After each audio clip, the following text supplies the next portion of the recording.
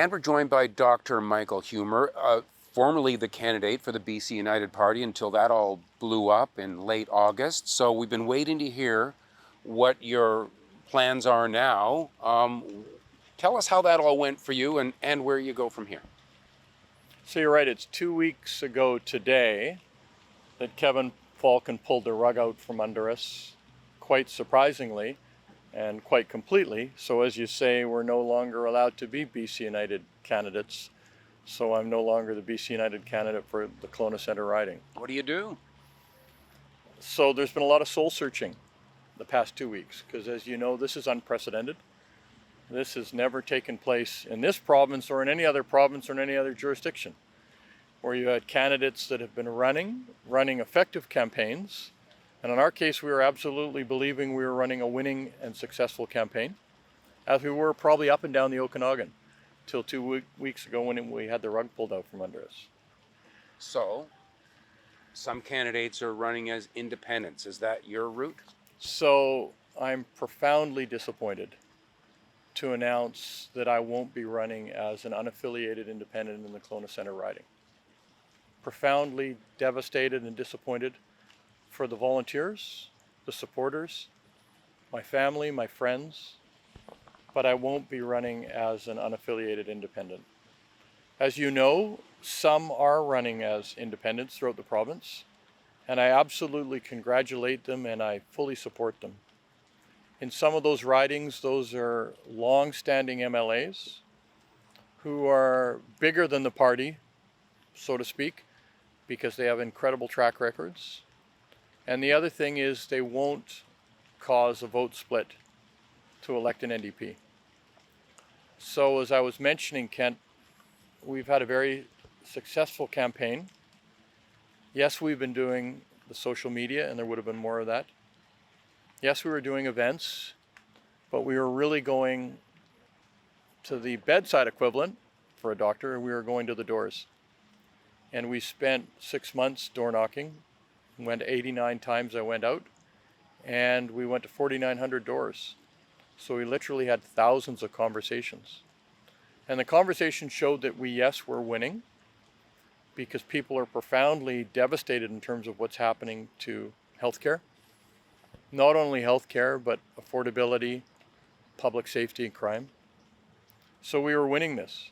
However, in this riding, and it's ironic because we're 2 blocks away from Bernard Avenue, the birthplace of free enterprise in this province under W.A.C. Bennett. And for 72 years, we had the center-right have always served as coalitions. We've not elected a Conservative member since one member was elected in 1975, because the understanding has been how to defeat the NDP is to serve as coalition right-of-center governments, and that's what we've had for 72 years. Okay, let me ask you this though. Did you consider, or were you considered as a possible Conservative candidate in this riding? So you've asked 2 questions. Yeah. Did I consider? Absolutely. Because it was so strong, the understanding that the NDP can't continue. They're leading us in a devastated direction. That if there was a willing to serve as a coalition, I considered and reached out to John Rustad on several occasions, left him messages, left him texts expressing that. And? Still waiting to hear. So the business community, and I want to say thank you to all the business support. Business community is profoundly disappointed as well. Okay, just to back up, you never even got a message back saying thank you for your interest, but we're going to go with the existing candidate. Not. Absolutely not. Crickets. It's disgraceful. It does seem a little rude. It's absolutely. And I was quite specific that I was willing to do that and willing to serve on behalf of the people of British Columbia. We all heard so much about how Rustad and Falcon were going to look at the candidates and choose the best one in each riding.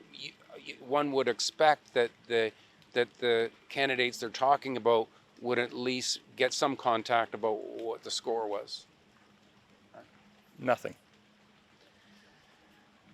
So, you considered running as an independent? Absolutely. Absolutely. And so why not in the I end? would love to run as an independent. But why not? I would love to run as an independent. I would love to take on a Conservative candidate. I would love to take on an NDP candidate. But what I can't do in all good conscience is know that 90% of the people in this riding did not want the NDP, and I don't want to be the cause of a vote split. Right. So at the end of the day, more important than my feelings, and I'm devastated, more important than my volunteers and friends and supporters, who are all devastated, is we know we can't have an NDP in government in this situation. The irony is this lack of taking on people from the center and forming a true coalition will likely lead to the result that we'll have an NDP government in this province. And I wasn't going to be a part of that because I so profoundly know that that's heading us in the wrong direction. Do you think that's where we're headed now? Well, in this election? so what do I know? However, if you look at the history in this province, the only way we've been able to defeat the NDP is through coalition governments for 72 years. And, you know, it's interesting, Kent. One of my challenges with the NDP was they were all about ideology as opposed to outcomes. I'm not ideology focused as much as outcomes. I just want to get the outcomes, right? Whether it's public safety, whether it's addictions, whether it's homeless, whether it's healthcare. I care more about outcomes, transparency, and access. Right. And so the challenge is that I know that that's the NDP, and I'm feeling that that's what the Conservatives are now. It's about ideology as opposed to outcomes. And in fact, that yes, still would be willing to serve with the Conservatives, but 2 weeks have heard nothing. And So if he calls tomorrow, you'd still give it some thought? absolutely, You're because still steamed over it. no, but at the end of the day, what did I say? It's not Yeah. about ideology as much as outcomes. Right. And I know that I have 41 years of experience in healthcare in this province, 28 years in practice serving the interior and the north, and have successfully led patient-generated healthcare initiatives that have been successful. And our healthcare system is going in a devastating direction. And all of the solutions are problematic. In fact, the best solution I heard recently, the Green Party actually is starting to look at, because if you said, what do we need in healthcare? We need universal access to primary care.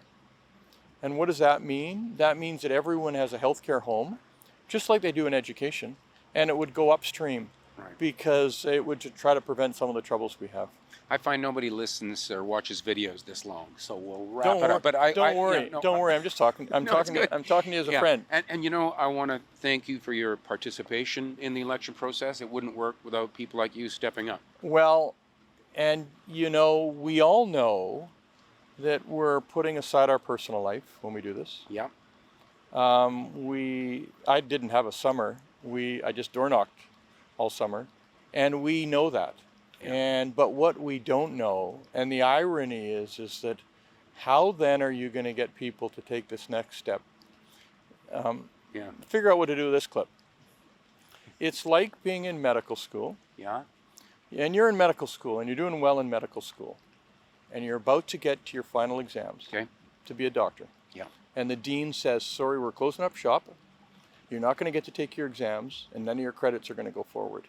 So how this can help people want to enter the political ring in this province for the right reasons is beyond me. They are weird times. Thank you No, for this. do you have to, one other thing. No, you have to, because Okay. and if you ask about other independent candidates, specifically from the Kelowna area, I'm so totally supportive of them. And I think everyone should be careful about judging because of the level of commitment they've made to their teams and the effort they've made. And there are circumstances where they don't feel they're splitting the vote in terms of giving an NDP outcome. I would think in West Kelowna, Peachland, it's not going to be a case of splitting the vote to give an NDP outcome. I think in Kelowna Mission, it's probably not the case. So they have unique circumstances, so I fully support the decisions they made. I know I'm making the right decision in Kelowna Centre because of the overwhelming presence of an NDP component and also the Conservative component. Lots to talk about. Maybe we'll talk to you again as a pundit as this election unfolds. Well, Dr. Humer? I didn't see this coming, so I'm not sure what I can tell you. Anyways, Thank you. Thanks for chatting. And Okay. thank you for watching Okay. Kelowna Now. Thank you.